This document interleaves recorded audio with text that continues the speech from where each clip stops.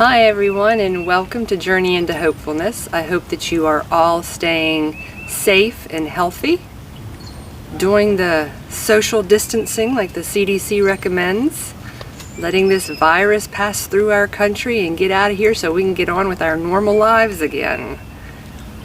So today's chapter 18 is Don't Face Your Problems Alone. Problems can appear to be unsolvable. We are social creatures who need to discuss our problems with others, whether it be those who care about us most or those who have faced the same problems we have. When we are alone, problems fester. By sharing, we can gain perspective and find solutions. It is a familiar story that the folks at Credit Counseling hear all too often. It goes like this. Sam missed a mortgage payment. Then he missed a second. Then he missed a third. Then the bank came and took his house away. When he missed the first payment, all kinds of things could have been done. Arrangements could have been made that would have protected Sam and his house. Sam had friends who knew the rules, who could have helped. Sam didn't ask. He was embarrassed. He got himself into trouble, and he was going to get himself out of trouble.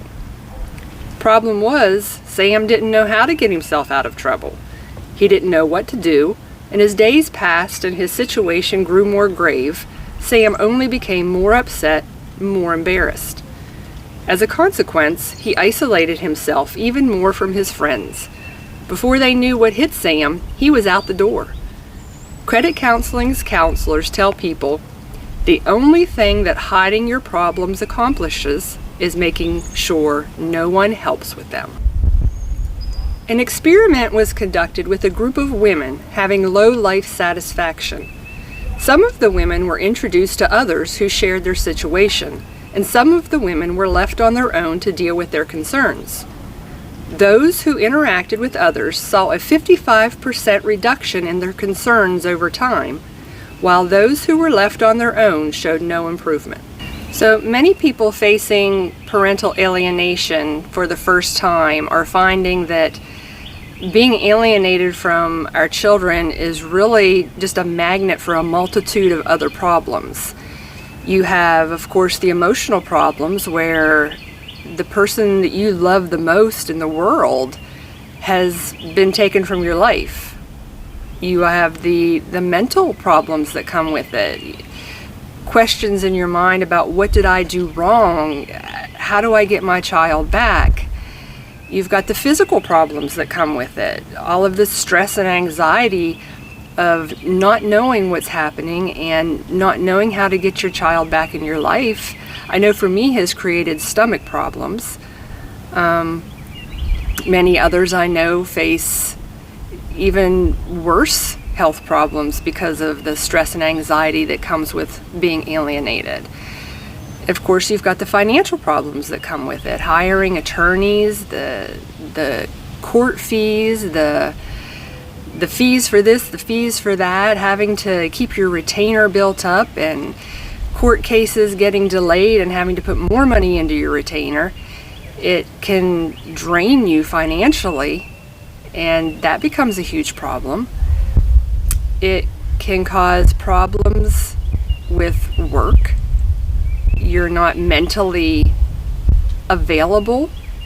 Some people I know, they just can't concentrate on their work to the point where their performance is suffering and potentially losing their job. It creates personal problems. Having relationships with the other immediate members of your family, those who live in your household, you're suffering, and it's very hard to keep up those other relationships in a healthy way. There may be some members of your family who aren't supportive, take sides, and that creates problems. For me, when I first started facing the alienation, of course I didn't know that there was even a term for it. I just didn't know what was going on. So for me, the number one thing about facing this problem and not keeping it to myself was finding others who were experiencing the same thing.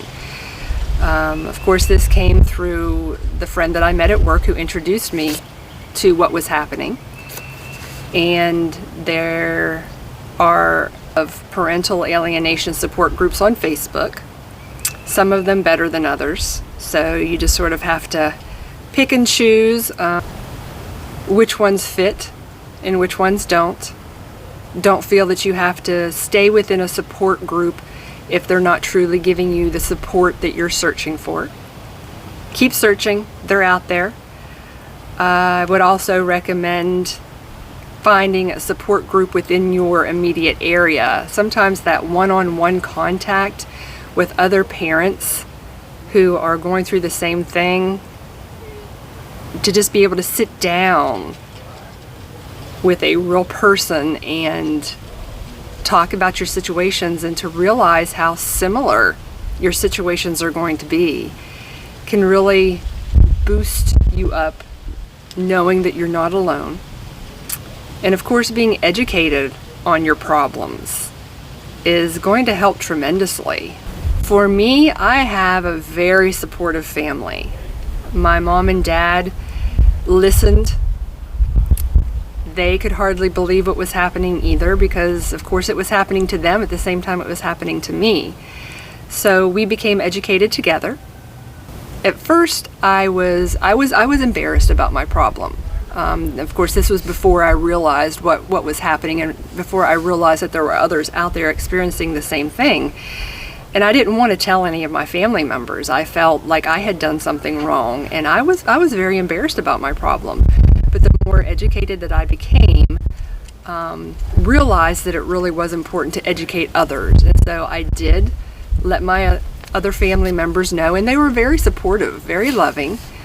So if you've got family out there, don't be afraid to go to them. If they're not supportive, that's fine. Find other family members that will support you. Church support groups are very important. If you belong to a church, talk to your pastor or minister. Very well may be that there are other people within the congregation experiencing the same thing, maybe not knowing what they're going through. It may be possible to develop a support group within your church. Your work environment. Hello, Cosmo. Did you come to help with the reading? This is Cosmo, everyone. Okay, a little bit. He's looking for his morning treats. Work environment. That was where I met the other mom who was experiencing the same thing, and being able to go to work every day and for both of us to commiserate with each other and boost each other was wonderful. So again, there may be somebody there may be somebody at your workplace who, again, hey, don't knock my camera over. Sometimes he's too helpful. There may be somebody at your workplace who is going through the same thing, and sometimes will make it a lot easier to go into work and to keep your performance level up if you know that there's somebody there who you can turn to if you need a shoulder to cry on, or you just need a good, it's going to be okay, a good pat on the back, a good hug. I think it's imperative to find therapy wherever you can find it. If it's therapy through a support group, if it's therapy through sitting down and talking to your family members. I found it very helpful to find a counselor, to find a therapist to talk to who had experienced this with other clients and could give me really positive insight. This all has to start with you being willing to reveal your problems, talk about your problems, and face your problems. Many of you out there may be facing these same problems dealing with the coronavirus crisis that's facing the world. There are many resources out there to help you with these problems, and there are going to be many more resources available in the coming days and weeks. Try not to isolate yourself totally. I realize that we have to be under a a social distancing, home isolation. But don't isolate yourself to the point where you stop reaching out to people. Use your cell phone to call, text, social media. Try not to isolate yourself totally. And whether dealing with parental alienation or the coronavirus crisis, if you feel yourself getting so depressed, so full of anxiety, and so low that you're entering that black hole, please reach out to the suicide crisis line. And as always, remember to live for now. Now is the only moment that you're promised. If there's a loved one that you haven't spoken to lately, call them. Hear their voice. Let them hear your voice. Remind them how much you love and miss them.